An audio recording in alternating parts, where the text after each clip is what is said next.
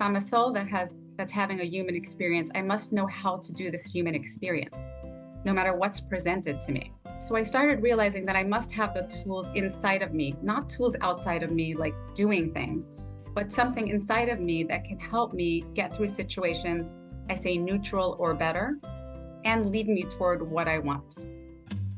You're listening to the Woman of Value podcast. You are about to hear the story of a woman who is following her dreams and passions and creating positive change in the world. If you want to gain more clarity and inner peace, this episode is for you. My guest today is Debbie Gottlieb. She's the founder of the transformational MindBrand Method, where she helps people reconnect to their soul in a practical, accessible way so they gain clarity, inner peace, and joy.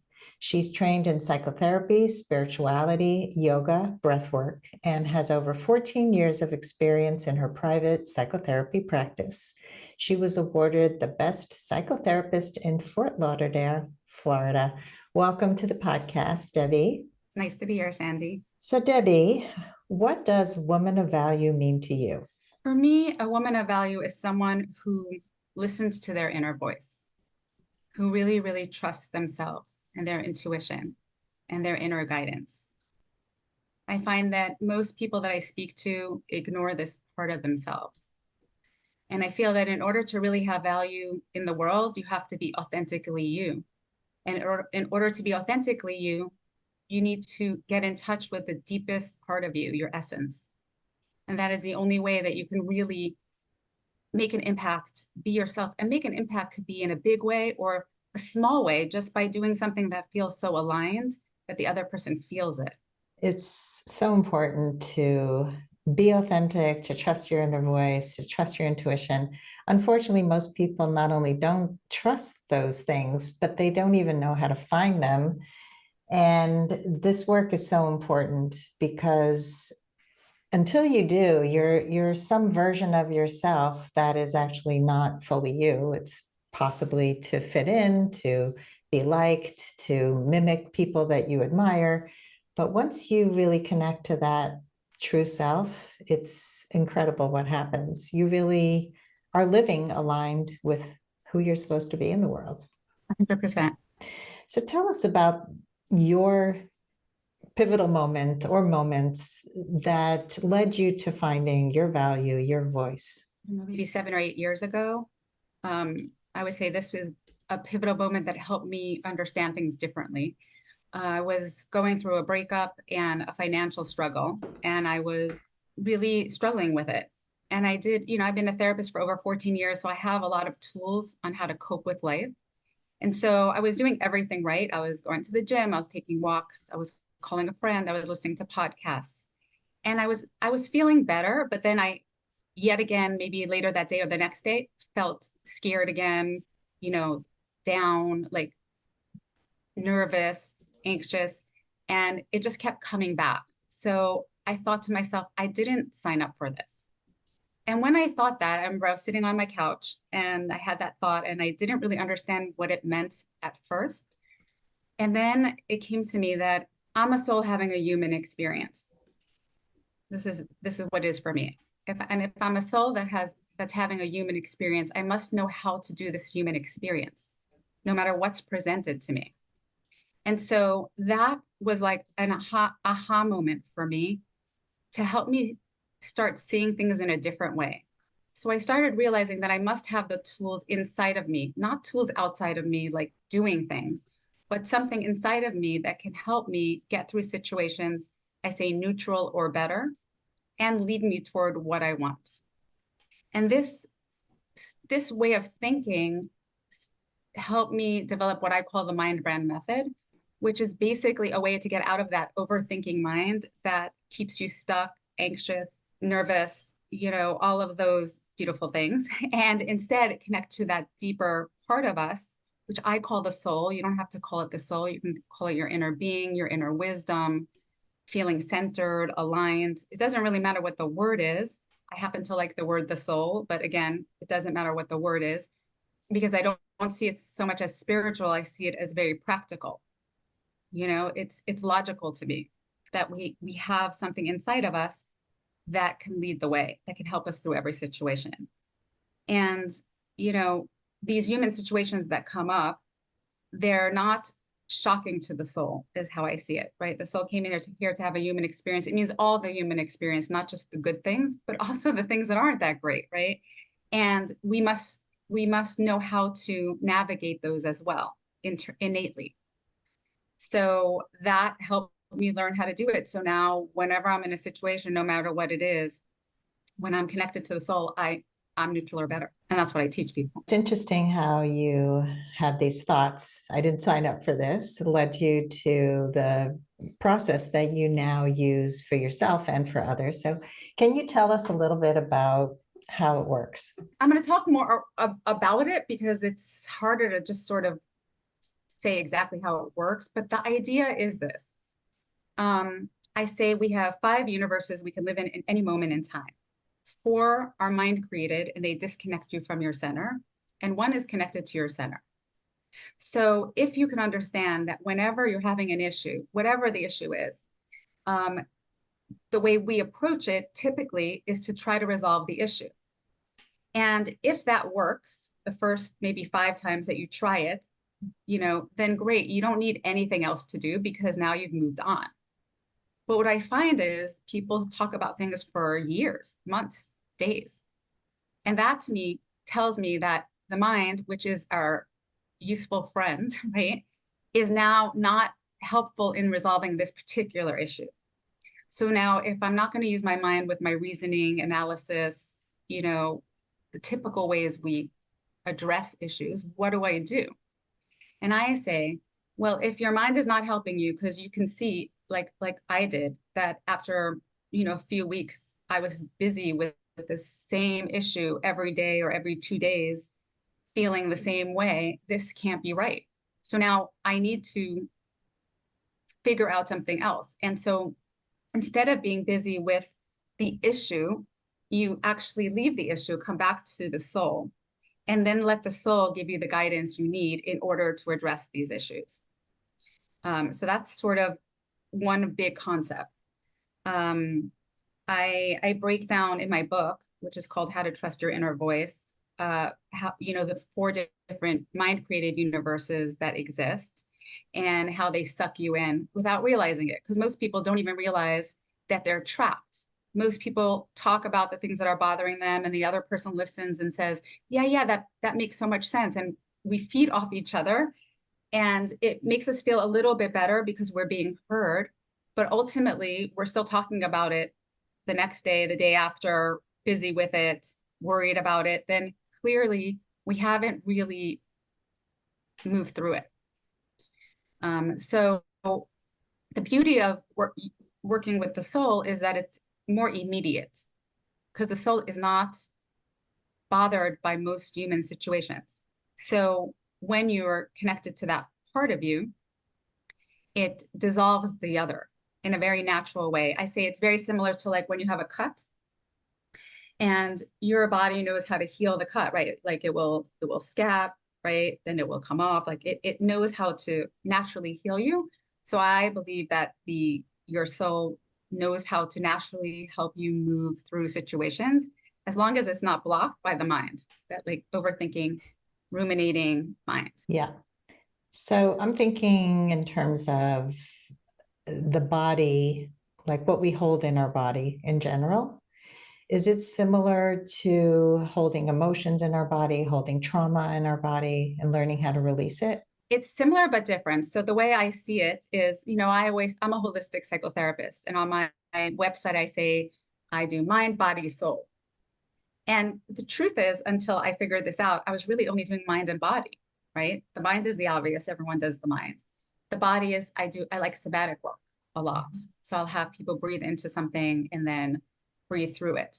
So you need to do those too, right? The mind is important to just even know to do something else. So the body is a part of us that we store emotions and tensions, and it's very important to pay attention and breathe through it and allow the emotions to move through you. And then there's the soul. That's different. That's a deeper part of you. That's more where guidance and intuition, and maybe silence lives, right? Like this deeper part of you.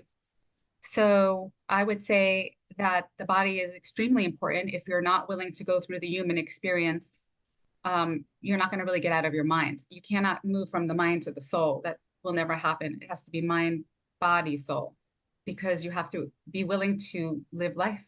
Yeah. It's still a little bit ethereal, I think, to try and picture what the soul is.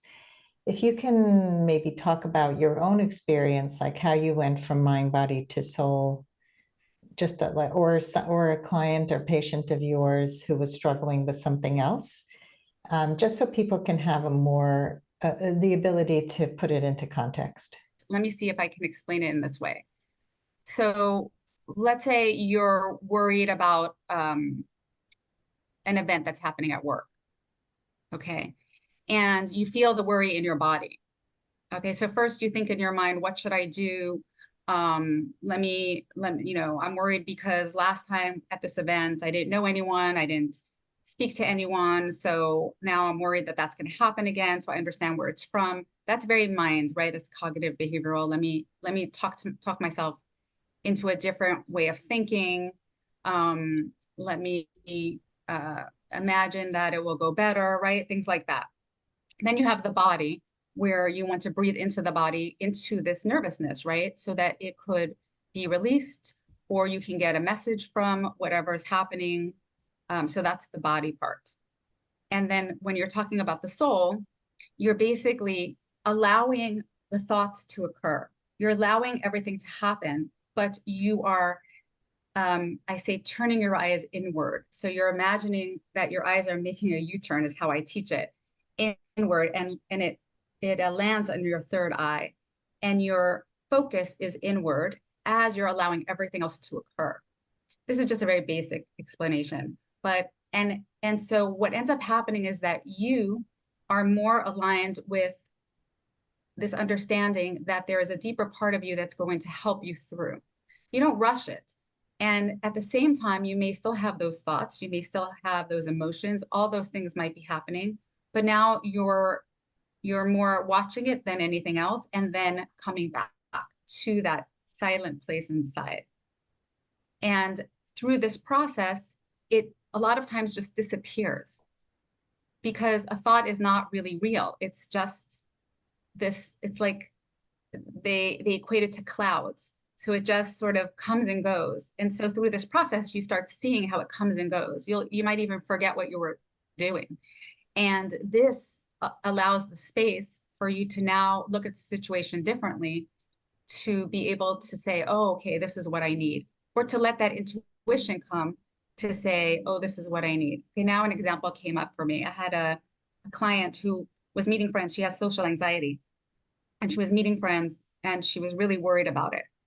And so she's very smart. So she knows all the reasons why she's worried about it. She was trying to talk herself out of it, all that stuff, but it wasn't working. We did some, body work to breathe into it or to imagine herself there, but that wasn't enough. And so I had her do this idea of connecting to the soul, to almost put everything else in the background and not make it such an important part of the process, because we think we have to resolve this problem. And instead, I had her just connect to the soul. And as we did the process, she said, oh, I could bring my dog. That's all she said. And she felt immediately better. It was like, wow, boom. And like an aha moment. And she felt literally, from that nervous energy that you can feel that someone has, to dissolve. And so that's how it happened. And it's immediate. She ended up telling me later that she didn't even need to bring her dog because she was feeling better and she didn't need to. But this insight and this moment of knowing that she can cleared everything. I do similar work, but not the same. And so I definitely do somatic work. I do mind work, and I help people kind of rise up to their highest self and trust their inner voice and their intuition. I just go about it a little differently. And so it's interesting to hear your method and to hear how sometimes just naming what would make you feel better and somehow knowing that, pulling it out of the inner self, is enough. I've seen Yeah. people actually work through social anxiety and almost like exposure therapy and doing all kinds of things that have helped. But eventually it becomes part of you. You don't even realize how far you've come because this is so much ingrained in who you are today. And I definitely have seen it in my own life where certain things that felt really scary, like public speaking or hosting a podcast, like never wanted to use my voice in this way because it was too scary. And eventually stepping into that part of me and realizing that there was always a part of me that wanted to be heard and had silenced myself. And it's complicated, and so it's a beautiful thing when you can really connect to those parts of you that have been hidden or inaccessible, maybe, and knowing that there is such brilliance within us and that the mind plays tricks on us all the time. I mean, people really believe these thoughts to be true. If you have ever played small to make other people feel comfortable, or maybe stayed in a bad relationship or job too long because you didn't think you could do any better, I wrote a book for you. It's called Becoming a Woman of Value: How to Thrive in Life and Love.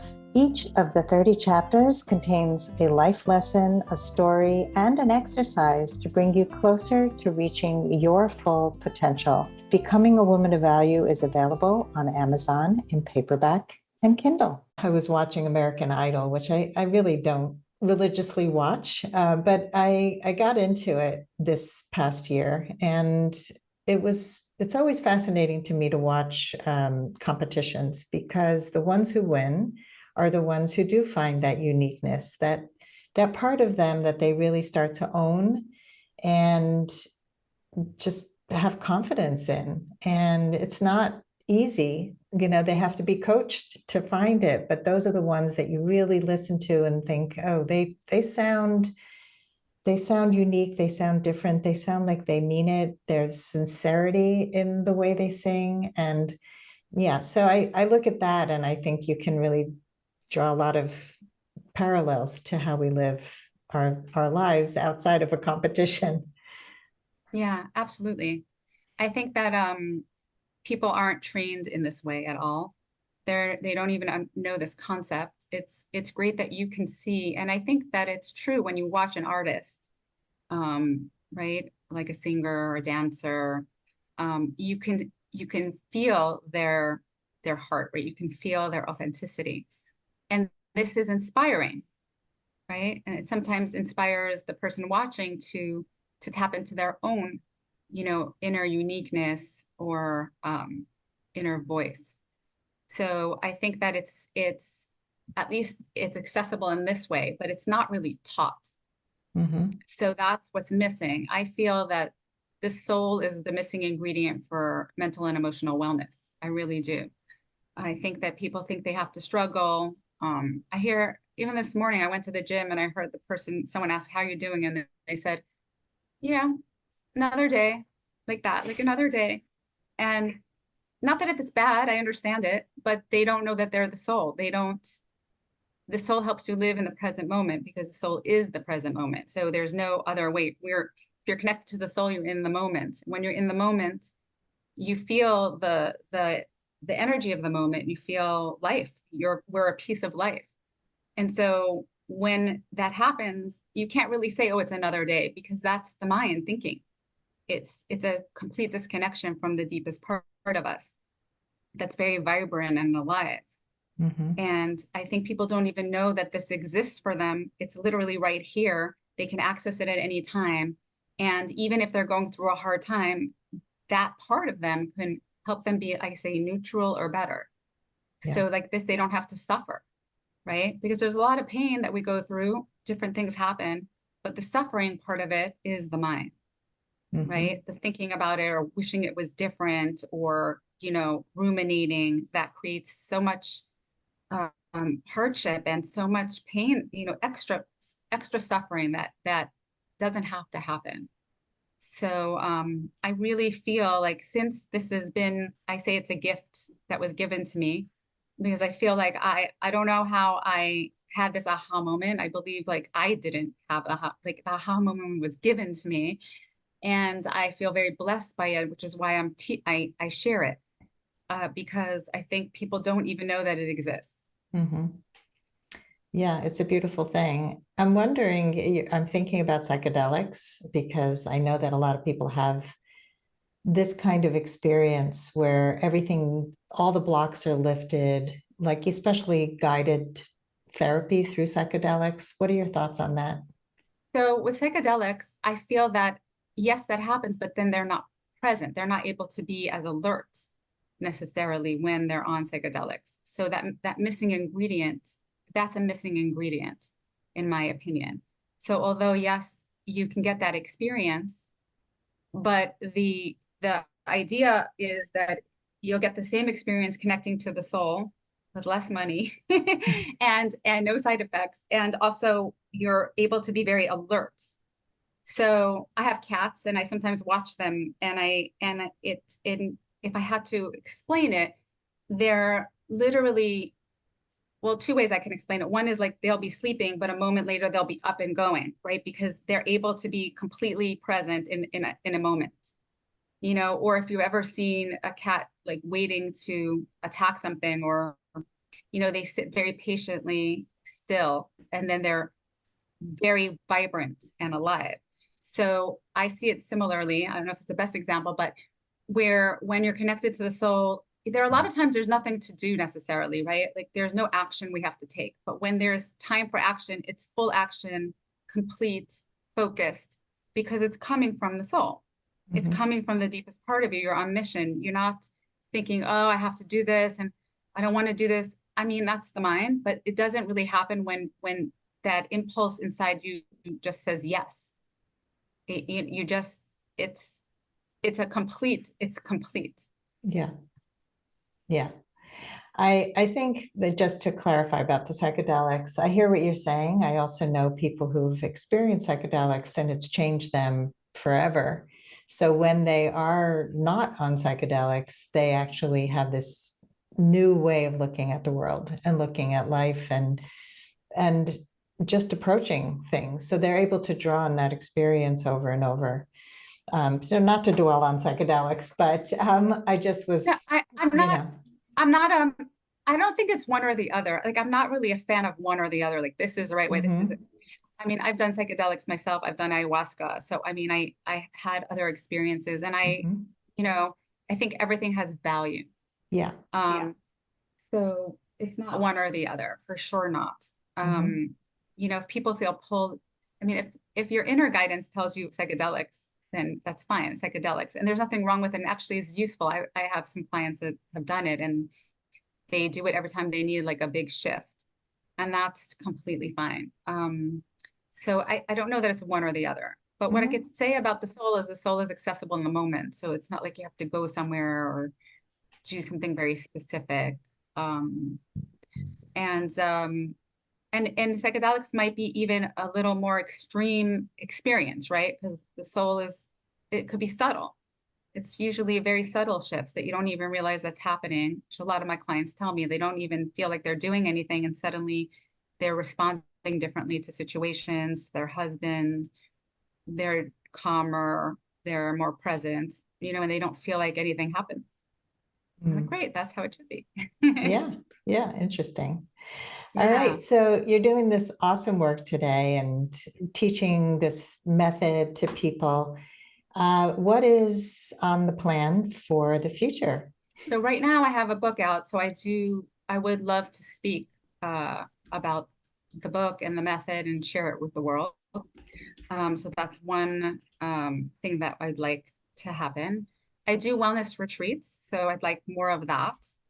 But ultimately, what I would love is to create this method as a structure for other clinicians. That's a longer term goal, so that they can implement it as another tool in their toolbox. So teaching it to clinicians, sharing it to people in general, and doing more retreats. Hmm. Sounds great. So we're going to enter the lightning round. Fill in the blank. I used to think I wasn't blank enough. Good enough. You want to elaborate a little bit? I'm going to tell you a story. This is a story that really sticks in my mind because it's so different than how I am now. But I remember I was going to a party and I just had this really brilliant idea to do fortune candies. And I literally wrote fortunes on these little pieces of paper, stuck it into hundreds of candies. And right before the party, I'm like, this is too stupid. I'm embarrassed. I'm not going to bring it. And I didn't bring it. I threw it out. And then I said, well, I can't go to this party because now I have nothing to bring. So I didn't go to the party, so I really didn't feel like I was good enough. I didn't feel like my thoughts were good enough. My ideas were good enough. Yeah, that's a big one for a lot of people. And once you realize everybody's struggling pretty much with the same thing, it's like we're all just humans trying to do our best here. All right. What was the number one thing holding you back from becoming a woman of value? The connection to the soul. 100%. Because with a connection to the soul, the question of being good enough doesn't even arise. Right. You just know. You just connected. What's the best advice you can give to a woman who wants to become more empowered? To take the time to pause and check in with themselves, and to start cultivating the connection and the relationship with that inner self so that they can feel comfortable listening to it. So few people get quiet and take that time. Yeah. So much mind chatter going on all the time. Yeah. What advice would you give to your younger self? To embrace the parts of her that she feels is quirky or different, and to value it and allow that part of her to grow and not be, scared to accept it. The quirky parts are the ones we tend to reject, and they're the most interesting, right? Yeah, exactly. What makes us us. Mm-hmm. What is something, Debbie, that people get wrong about you? I think they think I'm very what's the word? Plain, or because I look very I don't want to say plain, but reserved maybe, I think. I think they get that wrong about me. So you come across as more reserved when people first meet you?